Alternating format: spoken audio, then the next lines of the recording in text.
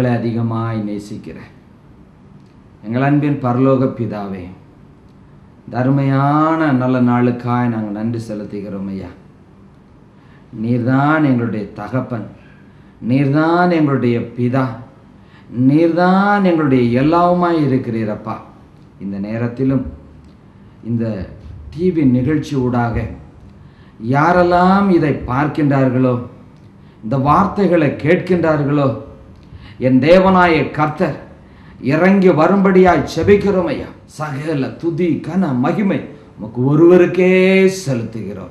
இயேசு கிறிஸ்துவின் நாமத்தில் செபிக்கிறோம் எங்கள் ஜீவனுள்ள பிதாவே. ஆமேன், ஆமேன், ஆமேன். ஆண்டவராக இயேசு கிறிஸ்துவின் நாமத்தினாலே என் அன்பின் வாழ்த்துதல்களை தெரிவித்துக் கொள்கிறேன். இந்த டிவி நிகழ்ச்சி மூலியமாக உங்களை காண்பதில் மிகுந்த சந்தோஷம் அடைகிறேன். நம் தேவன் சர்வ வல்லமையுள்ளவர்.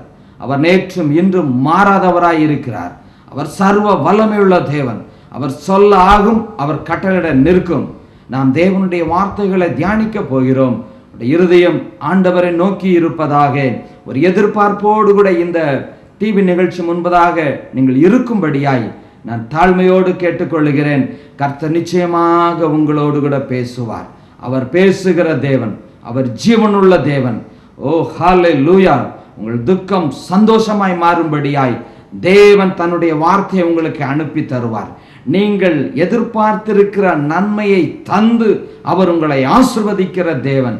கர்த்தர் நல்லவர். அவர் நேற்றும் இன்றும் என்றும் மாறாத தேவன். எரேமியா தீர்க்கதரிசியின் புஸ்தகம் 18ஆம் அதிகாரம் 1 சில வார்த்தைகளை நான் உங்களுக்காய் வாசிக்கிறேன். இந்த வார்த்தைகளோடு கூட கர்த்தர் உங்களோடு கூட பேசுவாராக. கர்த்தரால் எரேமியாவுக்கு உண்டான வசனம், நீ எழுந்து குயவன் வீட்டுக்கு போ, அங்கே என் வார்த்தைகளை உனக்கு தெரிவிப்பேன் என்றார். அப்படியே நான் குயவன் வீட்டுக்கு போனேன். இதோ அவன் திரிகையினாலே வணைந்து கொண்டிருந்தான். குயவன் வணைந்து கொண்டிருந்த மண்பாண்டம் அவன் கையிலே கெட்டு போயிற்று. அப்பொழுது அதை திருத்தமாய் செய்யும்படிக்கு தன் பார்வைக்கு சரியாய் கண்டபடி குயவன் அதை திரும்ப வேறு பாண்டமாக வணைந்தான். அப்பொழுது கர்த்தருடைய வசனம் அவனுக்கு உண்டாகி, அவர், இஸ்ரவேல் குடும்பத்தாரே, இந்த குயவன் செய்தது போல நான் உங்களுக்கு செய்யக்கூடாதோ என்று கர்த்தர் சொல்லுகிறார். இதோ இஸ்ரவேல் வீட்டாரே, களிமண் குயவன் கையில் இருக்கிறது போல நீங்கள் என் கையில் இருக்கிறீர்கள். நான் விரோதமாய் பேசின அந்த ஜாதியார் தங்கள் தீங்கை விட்டு திரும்பினால் நானும் அவர்களுக்கு செய்ய நினைத்த தீங்கை செய்யாதபடிக்கு மனமாறுவேன். 10ஆம் வசனம். அவர்கள் என் சத்தத்தை கேளாமல் என் பார்வைக்கு பொல்லாப்பானதை செய்வார்களானால் நானும் அவர்களுக்கு அருள் செய்வேன் என்று சொன்ன நன்மையை செய்யாதபடிக்கு மனமாறுவேன். எனக்கு அன்பான தெய்வத்தின் சனமே, கர்த்தரால் எரேமியாவுக்கு உண்டான வசனம், என் ஆண்டவராகிய தேவன் எரேமியாவுக்கு சில காரியங்களை சொல்லிக் கொடுக்கும்படியாய், சிலதை புரிய வைக்கும்படியாக குயவன் வீட்டுக்கு என் ஆண்டவராகிய தேவன் எரேமியாவை அனுப்புகிறார். இவர் எரேமியா குயவன் வீட்டுக்கு செல்லுகின்றார். 4ஆம் வசனம். குயவன் வணைந்து கொண்டிருந்த மண்பாண்டம் அவன் கையிலே கெட்டு போயிற்று. அப்பொழுது அதை திரும்ப செய்யும்படிக்கு தன் பார்வைக்கு சரியாய் கண்டபடி குயவன் அதை திரும்ப மண்பாண்டமாக வணைந்தான் என்று எழுதப்பட்டிருக்கின்றது. இதை கேட்கிற என் அன்பு தெய்வத்தின் சனமே, குயவன் ஒரு பாண்டத்தை, மண்பாண்டத்தை அவன் செய்து கொண்டு இருக்கும் பொழுது அவன் மனதிலே உள்ளது போல அவனால் அதை வணைய முடியவில்லை. எனவே அதை உடைத்து அதை வேறொரு பாண்டமாக அந்த இடத்துல மாற்றுகிறார் என்று சொல்லி நாம் வாசிக்கிறோம். அப்பொழுது கர்த்தருடைய வசனம் எனக்கு உண்டாகி, இஸ்ரவேல் குடும்பத்தாரே, இந்த குயவன் செய்தது போல நான் உங்களுக்கு செய்யக்கூடாதோ என்று கர்த்தர் சொல்லுகிறார். இதோ இஸ்ரவேல் வீட்டாரே, குயவன் கையில் இருக்கிறது போல நீங்கள் என் கையில் இருக்கின்றீர்கள் என்று ஆண்டவர் சொல்லுகிறார். எனக்கு அன்பான தெய்வத்தின் சனமே, இந்த குயவன் அந்த மண்ணை எடுத்து அந்த பாத்திரத்தை செய்து கொண்டு இருக்கும் பொழுது அவன் மனதிலே அந்த பாத்திரம் எப்படி இருக்க வேண்டும் என்று சொல்லி இந்த குயவன் நினைக்கின்றாரோ அதுபோல அந்த பாத்திரத்தை அவர் வணைகிறார். ஏதாவது ஒரு சின்ன தவறு நடக்கும் என்று சொன்னால், அவருடைய மனதிலே உள்போல அந்த பாத்திரம் இல்லை என்று சொன்னால், அதை உடைத்து அதை ரீக்ரியேஷன், அதை திரும்ப அதை சரி செய்கிறார் என்று வேதம் நமக்கு சொல்லுகின்றது. அன்பான தெய்வத்தின் ஜனமே, களிமண் குயவன் கையில் இருக்கிறது போல நீங்கள் என் கையில் இருக்கின்றீர்கள் என்று ஆண்டவர் சொல்லுகின்றார். அவர்தான் சிருஷ்டிகர், அவர்தான் சர்வ வல்லமை உள்ளவர், சகலத்தையும் சிருஷ்டித்தவர் என் ஆண்டவராகிய தேவன் தான். எனக்கு அன்பான தெய்வத்தின் ஜனமே, என் ஆண்டவர் உங்களையும் என்னையும் எதற்காக அழைத்தாரோ, என்ன நோக்கத்திற்காக தெரிந்தெடுத்தாரோ, அவருடைய சிந்தனையிலே, அவருடைய இருதயத்திலே நீங்களும் நானும் எப்படி இருக்க வேண்டும் என்று சொல்லி நீங்களும் நானும் நினைக்கின்றீர்களோ அதுபோல இல்லை என்று சொன்னால், என் ஆண்டவர் அதை சரி செய்யும்படியாய், அதை திரும்ப உருவாக்கும்படியாய் கர்த்தர் செய்வார். எனக்கு அன்பான தெய்வத்தின் ஜனமே, சங்கீதம் 103:14 சொல்லுகின்றது, மனுஷன் மண் என்று நினைவு கூறுகிறார் என்று எழுதப்பட்டு இருக்கின்றது. ஆதியிலே என் ஆண்டவராகிய தேவன் மண்ணை எடுத்து தன் சாயலாக மனுஷனை சிருஷ்டித்தார் என்று வேதம் சொல்லுகின்றது. நீங்களும் நானும் மண்ணினால் சிருஷ்டிக்கப்பட்ட மனுஷன் மண்ணாய் இருக்கான், அவன் மண்ணுக்கு திரும்புவான் என்று நான் அறிந்திருக்கிறேன் என்று வேதம் சொல்லுகின்றது. எனக்கு அன்புக்குரியவர்களே, நீங்களும் நானும் என் ஆண்டவருடைய கரத்தில் களிமண்ணை போல நாம் இருக்கிறோம். அவர்தான் குயவன், அவர்தான் அதிகாரி, அவர்தான் நம்மளை நடத்த வேண்டும். எனக்கு அன்பான தெய்வத்தின் ஜனமே, அவருடைய இருதயத்திலே நீங்களும் நானும் எப்படி அவர் நினைக்கின்றாரோ அதுபோல நாம் இருக்க வேண்டும். கர்த்தருடைய வார்த்தை சொல்லுகின்றது, அவர் சித்தத்தின்படி எல்லாம் நடக்கும் என்று எழுதப்பட்டு இருக்கின்றது. அவர் செய்ய நினைத்தது ஒன்றும் தடைபடாது என்று எழுதப்பட்டு இருக்கின்றது. நீங்களும் நானும் உலகம் தோன்றுவதற்கு முன்பதாகவே அவருடைய சிந்தனையில் இருந்தோம் என்று வேதம் சொல்லுகின்றது. நீங்களும் நானும் சாதாரணமான மனிதர்கள் அல்ல. இதை கேட்கின்ற என் அன்பு தெய்வத்தின் ஜனமே, நீங்கள் ஒவ்வொருவரும் சாதாரணமான ஒரு எப்பொழுதும் அழுது கொண்டோ எப்பொழுதும் வேதனையோடு துக்கத்தோடு இருக்க வேண்டியவர்கள் அல்ல. நீங்கள் ஆண்டவருடைய கரத்திலே இருக்கும் பொழுது, ஆண்டவருக்கு பிரியமாய் நீங்கள் நடக்க ஆரம்பிக்கும் பொழுது, கர்த்தர் உங்களை விலையேற பெற்ற பாத்திரமாய் மாற்றுவார்.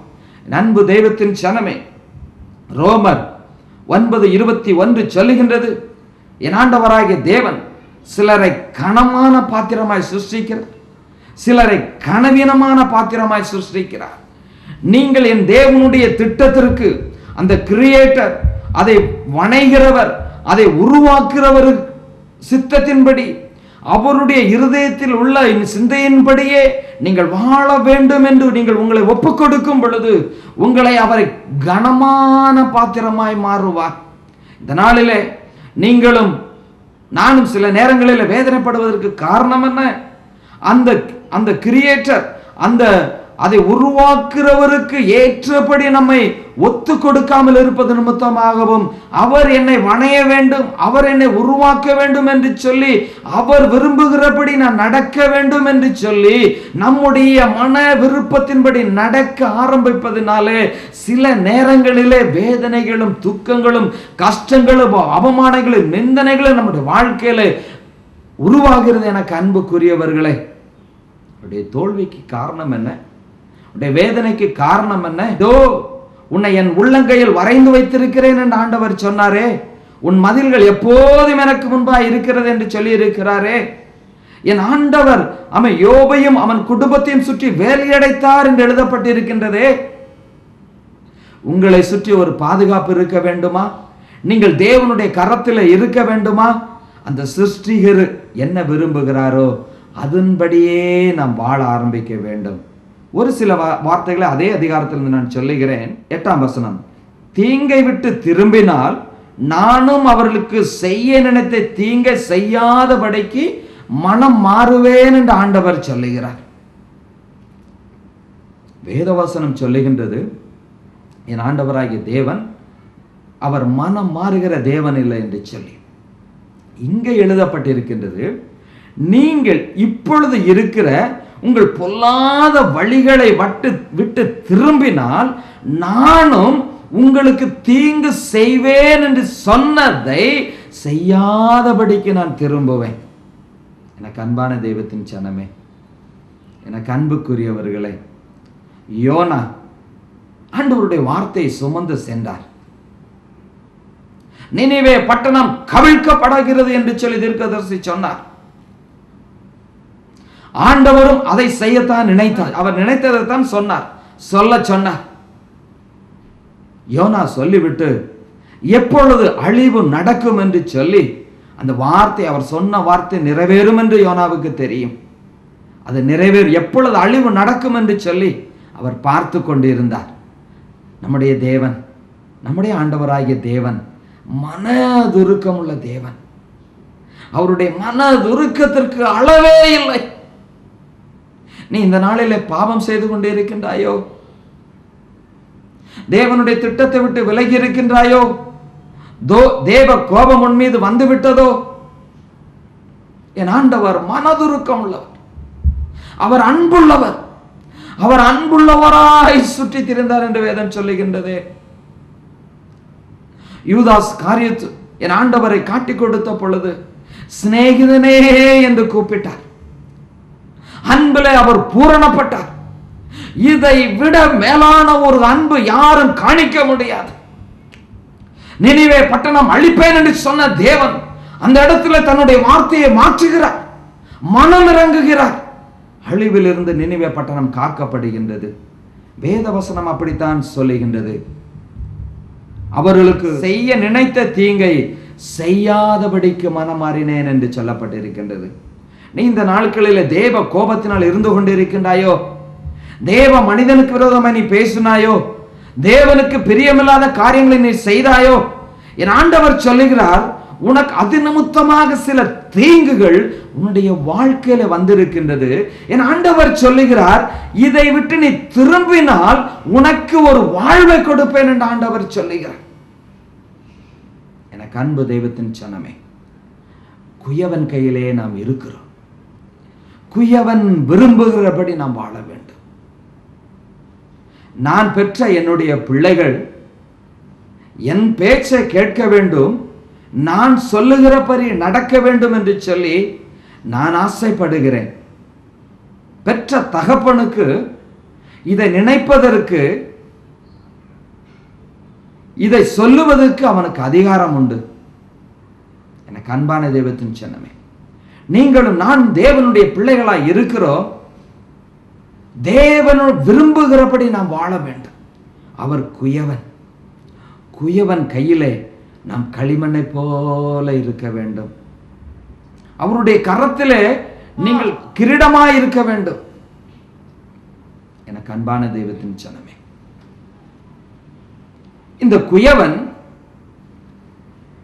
இந்த மண்ணை முதலாவதாக மம்பட்டி வச்சு அந்த பாத்திரத்தை உருவாக்குவதற்கு முன்பதாக மண்ணை வெட்டுவார்.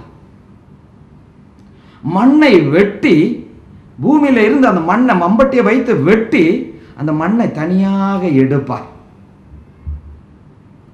நீங்கள் ஆண்டவராகிய தேவனுடைய கரத்தில் ஒரு விலையேற பெற்ற பாத்திரமாய் மாற வேண்டும் என்று சொன்னால், உன்னுடைய வாழ்க்கையில அநேக ஆசீர்வாதங்கள் வர வேண்டும் என்று சொன்னால், நீ விலையேற பெற்றவனாய் மாற வேண்டும் என்று சொன்னால், வேத வசனத்தின்படியே கர்த்தர் எனக்கு கொடுக்கிற அந்த ஏவுதலின்படியே நான் இதை உங்களுக்கு சொல்ல ஆசைப்படுகிறேன். நான் ஆவிக்குள்ளாக இதை நான் சொல்ல விரும்புகிறேன். என் அன்பு தெய்வத்தின் ஜனமே, முதலாவதாக அந்த மண்ணிலிருந்து வெட்டப்பட்டு தனிப்பட்ட ஒரு மண்ணாக செப்பரேஷன் தேவை. வெட்டப்பட்ட மண் தனியாக்கப்பட வேண்டும்.